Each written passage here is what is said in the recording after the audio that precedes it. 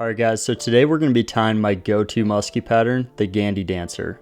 So the first step to this, I'm going to use a 6/0 hook, an articulation shank, and another 6/0 hook. I like to do one down, one up. Go ahead and start your thread on this all the way to the back, and then I'm going to tie in saddle hackle feathers. And I'm going to use the longest ones I can find. I'm going to do 3 to 4 feathers on the back here. Once I get all 4 of those actually tied in, I can go ahead and add lateral scale to this. I really like to use that because I think that it has the best flash to it in the water. Once that's tied in, we're doing a clump of bucktail. The first one is going to be tied facing towards the feathers with the ends, and all the rest of them are going to be reverse tied after that. If you don't know how to reverse tie, you can click on the link in the comments to watch the full version of this video. Once those are tied in, I'm going to make sure I'm trying to do a little bit longer on each strand of bucktail that I put in here. Once the bucktail's tied in, I'm doing predator wrap. I pre-color this with Sharpie, and then I'm going to cut it to the same taper that my bucktail is going to have. I tie it in front, and I just do one single wrap and tie it off. I'm going to do those same steps moving forwards on the shank here, doing bucktail, predator wrap, and then I'll occasionally add in feathers and some flash as well. Once I get all the way up to my last clump right in front of the eyelet, right behind the eyelet, I'll go ahead and whip finish and add the articulation shank. I'm going to wrap those openings down really tight so they don't come undone, and do the same exact steps moving forwards on this shank. So feathers, flash, and then bucktail, predator wrap, and repeat.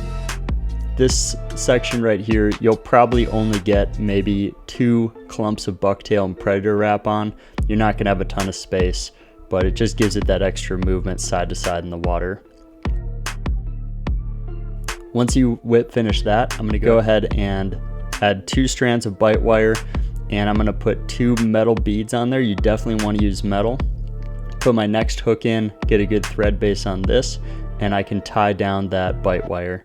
I'm going to wrap this really tight onto the hook because I definitely don't want this to come apart. Do as many wraps as you think you need. I'm going to double back that wire as well, and then tie that in really tight also.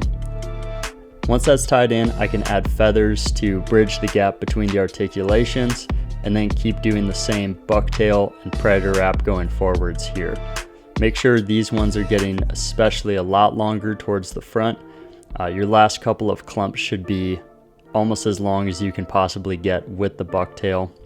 The key to this fly is going really sparse as well. You want profile without bulk here. Once you get that last section on, add some feathers and flash in front of it, and we're ready for the head.